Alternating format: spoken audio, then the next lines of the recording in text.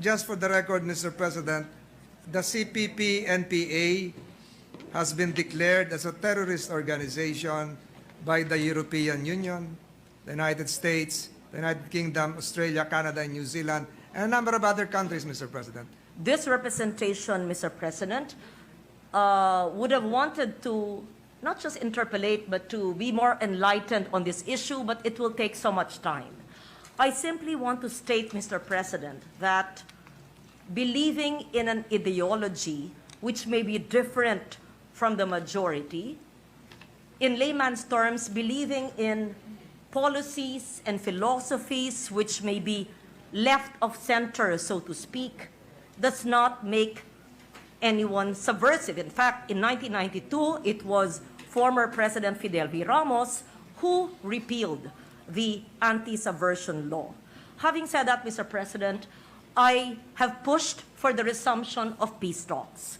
We know that the comprehensive agreement on socio-economic reforms is on the agenda, and this was a legacy of former President Ramos, and I hope that the peace talks can be revived, can ensue, so that the common goal of leaders of our country, whether we are elected in the Senate or even working with a grassroots organization deemed subversive or left by government but not really proven, can work together towards more equity, peace, and authentic, real reforms in the countryside.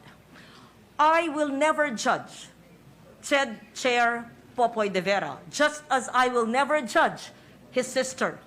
I do not know the issue, and I do not know her personally. I declare that I have worked with the National Democratic Front, and I am not ashamed of it.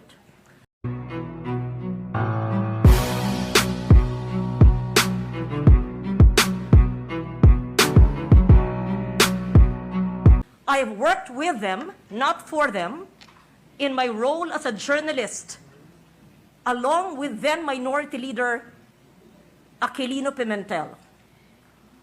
As a young senator, I have worked for the release of captives, both in the police and the military establishment, from the mountains of Davao to the jungles and mountains of Sorsogon in Bicol and in Lianga, Surigao Sur.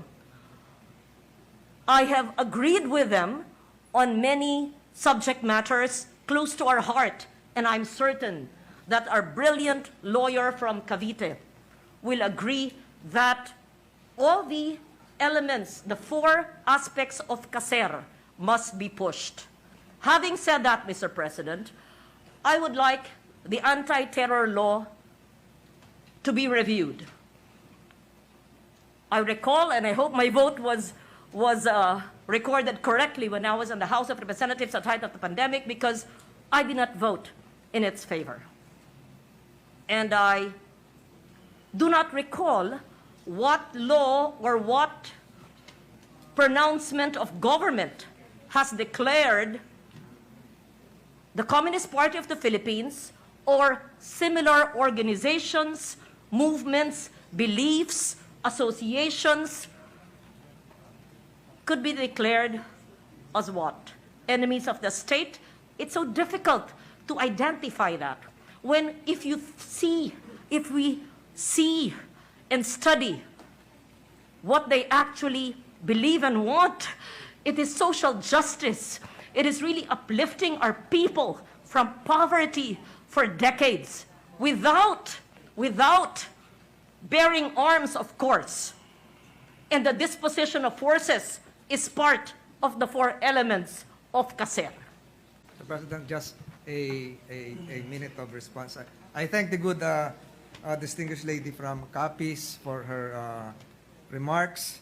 Indeed, I am not ascribing any fault on the part of the personalities and perhaps the names that I mentioned. This is not an interpellation. That this humble representation would like to be associated in all the issues being raised by the good gentleman from Cavite and Tagaytay City. Lahat ng laman ng kanyang privilege speech, Mr. President, I am fully supportive of it. Because alam naman natin na naging issue yan ngayon, yung security. Ang purpose naman niya doon na kailangang i-declare natin yung ating mga relatives na nasa terrorist organizations, hindi para gipitin yung tao na nagdi-declare, kundi for the security organizations to classify that this person ay merong kapatid or anak na nasa terrorist organization para alam nila how i-treat ito. Lalong-lalo na sa atin sa gobyerno, like for example, cabinet member.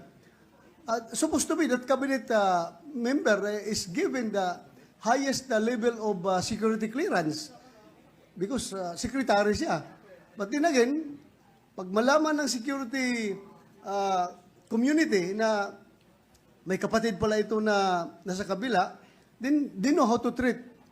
Kailangan siguro pwedeng i-limit natin yung impormasyon na ibigay natin dito, lalong-lalo na yung mga top secrets, dahil nga baka merong mangyari na unknowingly ito'y maa-access ng kanyang kapatid na nasa kabila at magagamit ito against us. So yun lang siguro ang purpose niya, Mr. President. Again, nothing is wrong. Sinabi nga ni Senator Amy Marcos kanina, yung sitwasyon ng Sumil Brothers. Yung si General Sumil ay aming superintendent sa PMA. Pero sumalangit nawa yung kanyang kaluluwa. Patay na po siya. Napakagaling yun na opisyal. At napakagaling na piloto. In fact, he was the presidential pilot of then President Ferdinand Marcos, Mr. President.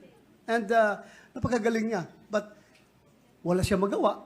Yung kanyang brother ay naging malaking personality doon sa CPP-NPA. That's beyond his control, Mr. President. Pero at least, alam ng security community na mayroon siyang brother na nasa kabila. So that is why, the reason, of course, ni Senator Tolentino na i-declare natin yan, kung alam mo, i-declare mo para alam ng security community paano ka i-treat. Alam nga naman, sabihan, ipapaalam namin sa iyo na meron kaming dinedevelop na mga missile system dito na mga drones na pwedeng titirahin yung mga kalaban. Hindi ka dapat maka-access ng mga top secret information, Mr. President. So that's all. Just would like to support my partner, Senator Tolentino, sa kanyang privilege speech. That's all, Mr. President. Thank you very much.